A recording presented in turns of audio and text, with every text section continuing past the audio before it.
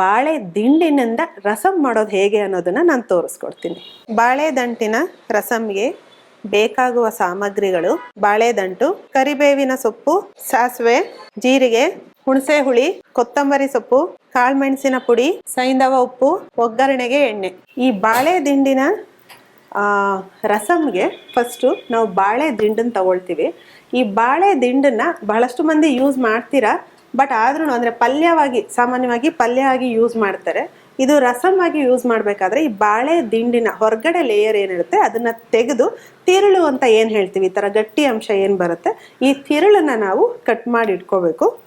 ಈಗ 1 ಕಪ್ಪಷ್ಟು ಬಾಳೆ ದಿಂಡಿನ ನಾನು ಕಟ್ ಮಾಡಿ ಇಟ್ಕೊಂಡಿದ್ದೀನಿ.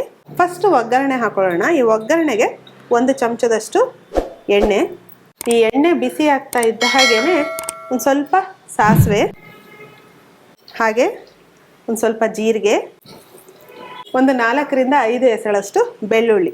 ಈ ಬೆಳ್ಳುಳ್ಳಿ ಒಂದು ಸ್ವಲ್ಪ ಕೆಂಪಗಾಗ್ತಾ ಇದ್ದ ಹಾಗೇನೆ ಒಂದು 8ರಿಂದ 10 ಕರಿಬೇವು ಎಲೆ ಹಾಕ್ತಾ ಇದ್ದೀನಿ.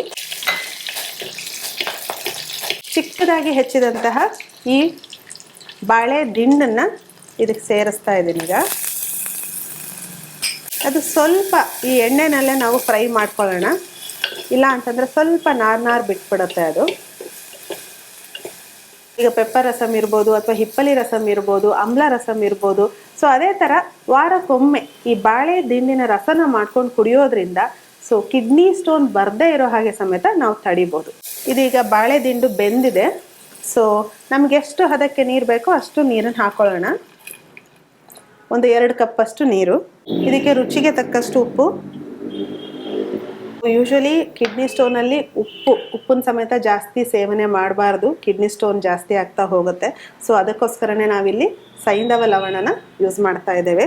ಖಾರ ಬೇಕು ಅನಿಸಿದರೆ ಪೆಪ್ಪರ್, ಕಾಳುಮೆಣಸಿನ ಪುಡಿನ ಯೂಸ್ ಮಾಡ್ಕೊಳ್ಬೋದು. ಬಹಳಷ್ಟು ಮಂದಿ ಹಸಿ ಮೆಣಸಿನಕಾಯಿನ ಹೆಚ್ಚಿ ಹಾಕೋದುಂಟು.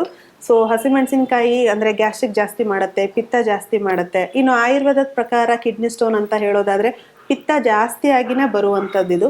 ಸೊ ಹಾಗಾಗಿ ಪಿತ್ತ ಜಾಸ್ತಿ ಆಗದೆ ಇರ್ತಕ್ಕಂಥ ಆಹಾರ ನಾವಿಲ್ಲಿ ತಗೊಳ್ಬೇಕಾಗಿರೋದ್ರಿಂದ ಕಾಳು ಮೆಣಸು ಉತ್ತಮ ಅಂತ ಹೇಳ್ತೀವಿ. 1-2 ಚಮಚದಷ್ಟು ಹುಣಸೆ ಹುಳಿನ ಇಲ್ಲಿ ಹಾಕ್ತಾ ಇದ್ದೀವಿ. ಹುಣಸೆ ಹುಳಿ ಅಥವಾ ಇವನ್ ಕೋಕಮ್ ರಸನ್ ಸಮೇತ ನೀವು ಇಲ್ಲಿ ಸೇರಿಸ್ಕೊಳ್ಬೋದು. ಇದು ಕಫ ಮತ್ತು ಪಿತ್ತ ಎರಡನ್ನೂ ಕಡಿಮೆ ಮಾಡುತ್ತೆ. ಸೊ ಸ್ಟೋನ್ ಆಗಬೇಕು ಅಂತಂದರೆ ಅಲ್ಲಿ ಕಫ ಅಂದರೆ ಗಟ್ಟಿಯಾಗಿರ್ತಕ್ಕಂಥದ್ದು ಕಫನೂ ಫಾರ್ಮ್ ಆಗಿರುತ್ತೆ.